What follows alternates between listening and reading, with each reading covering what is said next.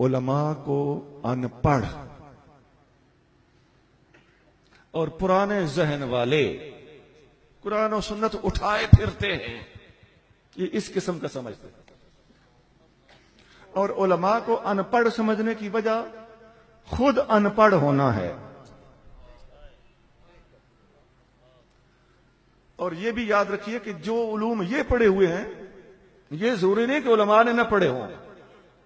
इनके उलूम उलमा ने पढ़े हुए होते हैं, उलमा के उलूम इन्होंने नहीं पढ़े हुए हैं। मैं पक्की और मजबूत बात कर रहा हूं, दावे से बात। उलमा के उलूम इनके पास नहीं होते, इनके उलूम उलमा के पास होते हैं। भाई क्या इल्म है इनके पास? अंग्रेजी बोल लेते होंगे। Okay, come on, talk in English, I can speak it frequently. मैं धड़ल्ले से फराफर इंग्लिश बोल सकता हूं। ये कौन सी बड़ी बात है? ये कोई इल्म है? अंग्रेजी तो अंग्रेज औरतें, बुढ़ियां, अनपढ़, जांगली अंग्रेज भी अंग्रेजी बोलती है। जांगली अंग्रेजन अंग्रेजी बोलती है कि नहीं बोलती? ये कौन से फख्र की बात है?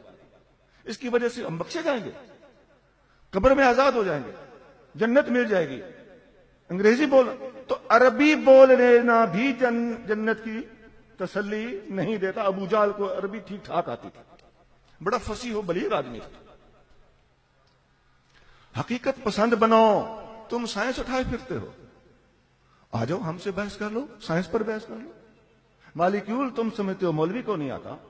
एटम नहीं आता, न्यूक्लियस नहीं आता, प्रोटॉन न्यूट्रॉन नहीं आते, इलेक्ट्रॉन नहीं आते, लेप्टॉन नहीं आता, क्वाजिक नहीं आता।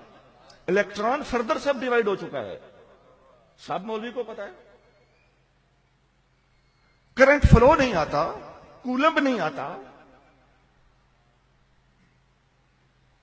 रजिस्टर नहीं आता, कॉइल नहीं आती, कैपेसिटर नहीं आता, ट्यून सर्किट नहीं आता, पैरेलल सर्किट नहीं आता, सीरीज सर्किट नहीं आता, पॉजिटिव नेगेटिव नहीं आता, एसी डीसी नहीं आती, डायरेक्ट अल्टरनेटिंग करंट का में फर्क नहीं आता, मोटर जनरेटर नहीं आते। हमें क्या नहीं आता और तुम्हें क्या आता है? अभी तो मैंने वायर की बात की, मैं वायरलेस की तरफ तो गया ही नहीं। हमें प्राइमरी प्रोपेगेशन नहीं आती, सेकेंडरी प्रोपेगेशन नहीं आती। क्या नहीं आता हमें? मैं 18 साल एयरफोर्स में मुलाजमत करता रहा हूं और F-16 का स्पेशलिस्ट हूं। मैं अपनी बात कर रहा हूं, F-16 का फ्लाइट कंट्रोल स्पेशलिस्ट हूं।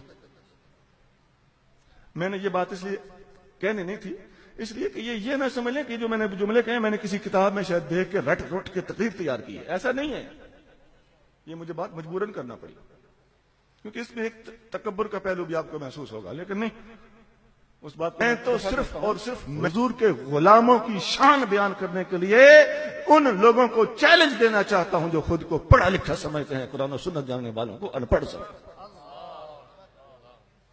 वो तुम्हारी इकोनॉमिक्स जो आज तक ट्रेड साइकिल को ही नहीं एडजस्ट कर सकी, जो हर 8 साल के बाद आता है, और तुम तलब और रसद के तवाजुन से कीमतों का तयन करते हो, और इसने वो फसाद बर्पा किया है मार्केटों में कि माशियात तुमसे कंट्रोल नहीं हो रही।